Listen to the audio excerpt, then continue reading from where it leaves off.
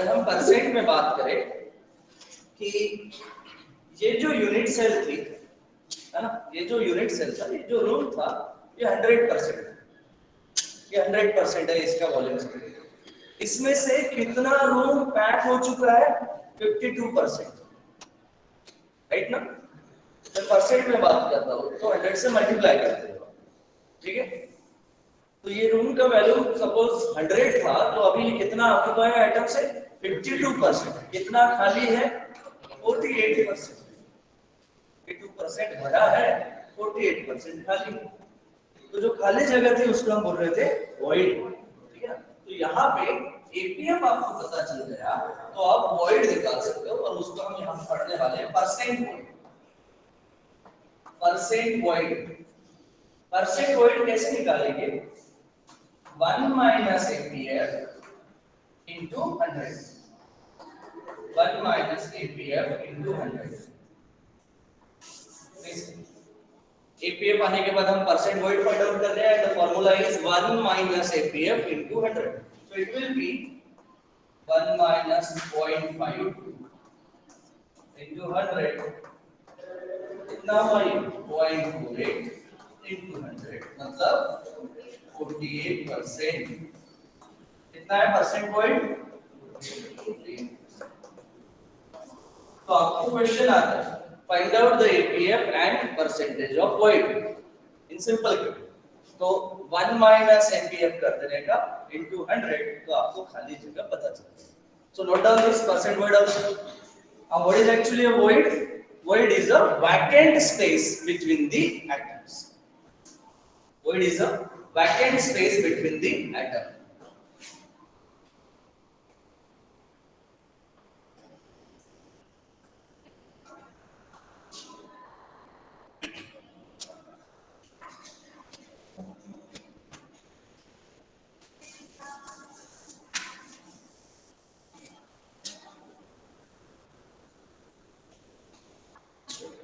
इसके बाद हम बात करते हैं डीसीसी, बॉडी सेंटर्ड क्यूबिक के लिए एपीएफ कितना है? For BCC, body centred cubic structure, APF formula, APF equals to again z small v by capital V। Value of z for body centred cubic structure कितना? Effective number of atom body centred के लिए 2। सारी चीजें पढ़ी है तो इसको मतलब ध्यान से z इक्वल्स टू 2। फिर small v again 4/3 pi r, volume of spherical atom upon capital V a cube, ठीक है? देन ये 2 4 ये हो गया 8/3 pi r। What is the relation for a and r for BCC? A is equals to 4r/√3. Is it? A is equals to 4r/√3, correct है या नहीं है? तो हम लिख देते हैं 4r/√3, 4r/√3 इट्स होल। इसको सॉल्व करो, आंसर निकालो।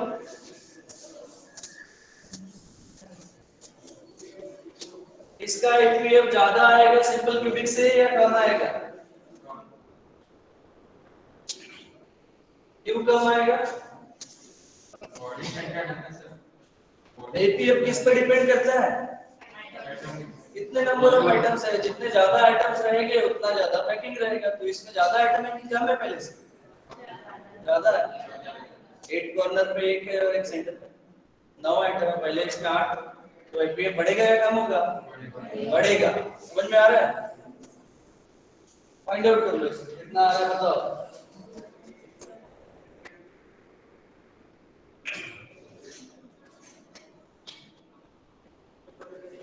ये हो गया 8 pi r³/3 अपॉन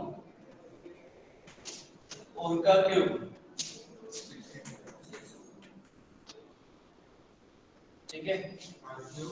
r³ √3 का क्यूब, 3√3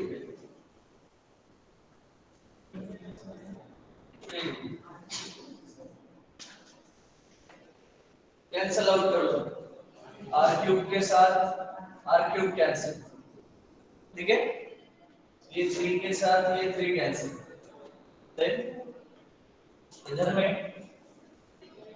ये 4 2 साथ, राइट, और ये 2 2 साथ, व्हाट इज रिमेनिंग, यहाँ बचता हुआ लिखना है मुझे पाई, ठीक है, इधर में 2 into 4 8, ठीक है, अपॉन √3, तो सॉल्व करते हो तो आपको ये मिल रहा है √3 ऊपर चला गया बाय √3 बाय 8। इस नंबर को सॉल्व करते हैं कितना आएगा, ठीक है, कैलकुलेटर साथ में रखने का है,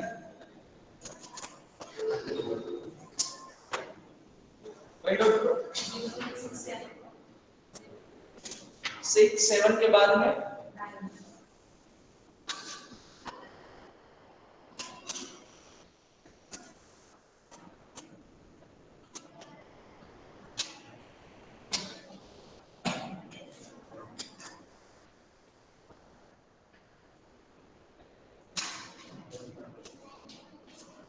कितना है,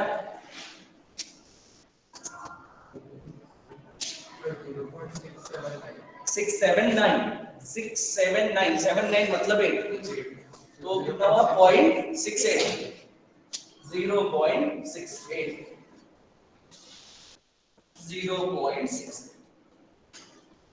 तो आप यहाँ देख रहे हो, यहाँ एपीएफ की वैल्यू बढ़ गई है, atomic packing fraction for body sensitivity is 0.68, पहले केस में 0.52 आया, इसमें 0.5 के बाद में क्या आया 0.68 आया, याद करने का तरीका, उसमें 0.5 से स्टार्टिंग था, ये 0.6 से स्टार्टिंग हो रहा है।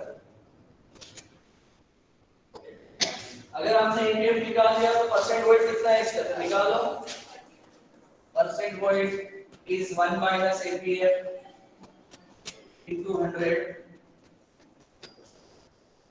so it is 1 minus 0.68 into 100, तो ये आएगा आपका कितना 32%, percent void is 32%।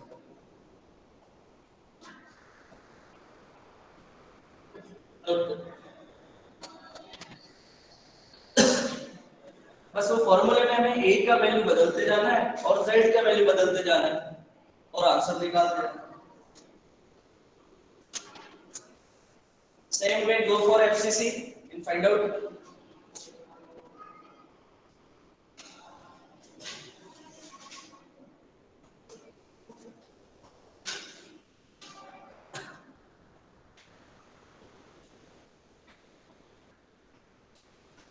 Find out everyone for FCC the value of APA.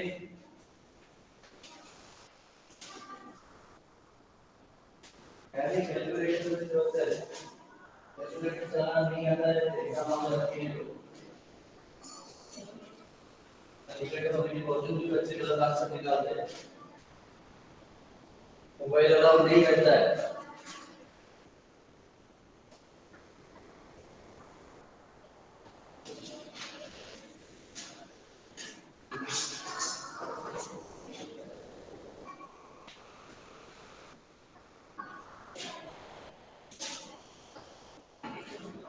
Very easy, fast.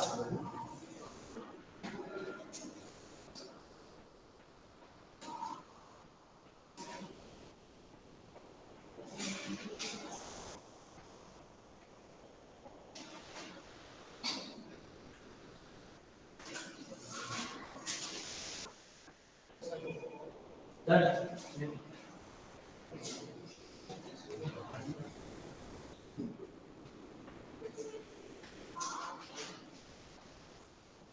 पूरे बैठे करेगा, उनका भी यूज करेगा, उनका भी यूज करेगा।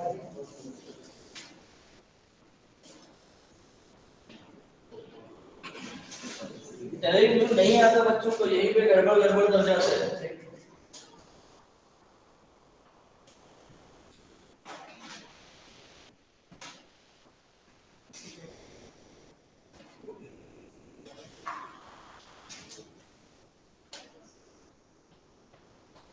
एफसीसी के लिए एपीएफ निकालना है। अब अपना करो।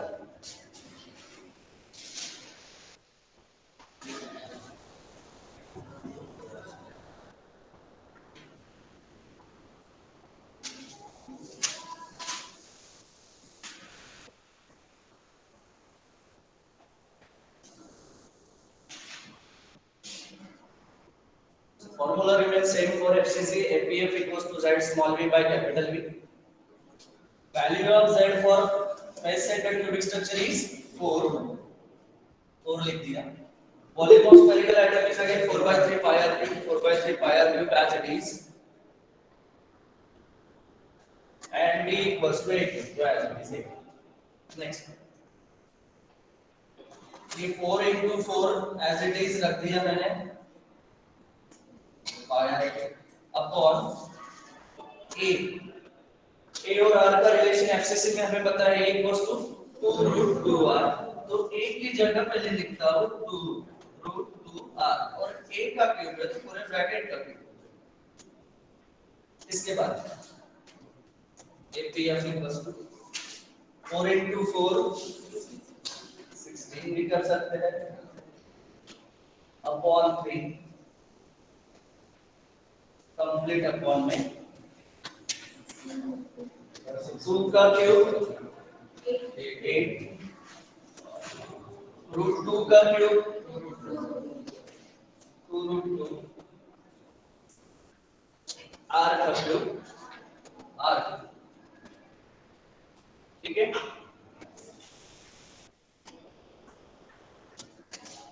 कैंसिल आउट करेंगे इधर में r क्यूब के साथ r cube cancel out. 4 into 4 16 16 8 into 2 16 ये कैंसिल. ठीक है,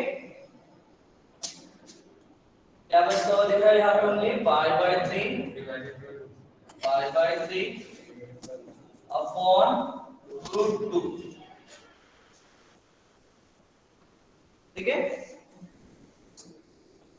ना हो गया ये pi upon 3√2.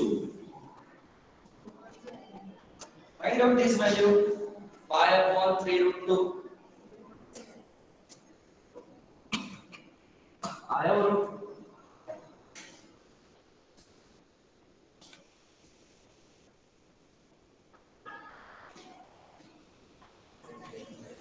Ticket how much?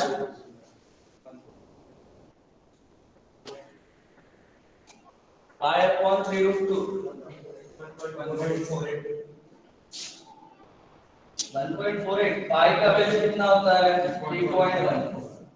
t की जगह 3. √2 का वैल्यू कितना होता है 1.41. करके देखो कितना आ रहा है आंसर. 1 कैसे आएगा, ये तो 0 में जाएगा. ये 3 को डिवाइड करेगा 1 बचेगा, नीचे वाला टर्म बड़ा है 0 में आंसर आएगा 0. ठीक है, ऐसे किया.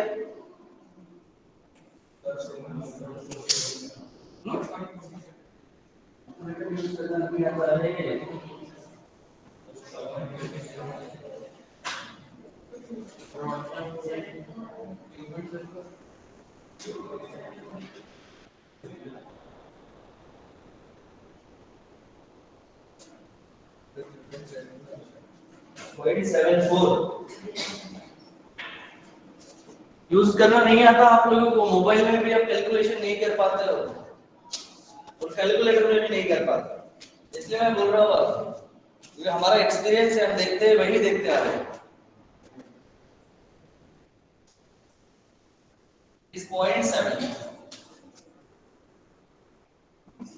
ये न्यूमरेटर है, इसके बाद में आपको ये वाला साइन लगाना है कैलकुलेटर में. इसके बाद में ब्रैकेट डालो क्योंकि ये दो चीजें आपको मल्टीप्लाई करना है, तो गड़बड़ हो जाता है. ये पहले वाला नंबर इसको डिवाइड कर देता है, फिर मल्टीप्लाइड बाय √2 हो जाता है, आंसर अलग आ जाता है. ब्रैकेट में लिखो आंसर. ये अलग पार्ट है, ये वाला ये अलग पार्ट है, इसके बीच में डिवाइड का साइन दिया है.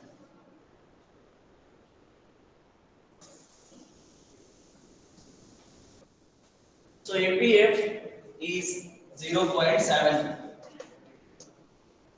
इस इसमें फिर से आपने देखा नंबर बढ़ा कि कम हुआ, बढ़ा। क्यों बढ़ा? क्योंकि नंबर ऑफ एटम ज्यादा है, इसमें 8 और 6 14 नंबर ऑफ एटम्स थे, इसलिए इसका एपीएफ ज्यादा है। Find out it's percent void.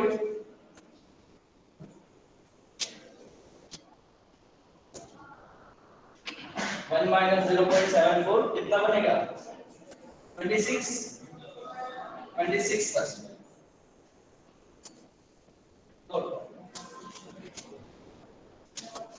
APF for simple cubic is 0.52, for DCC it is 0.68, and for FCC it is 0.7.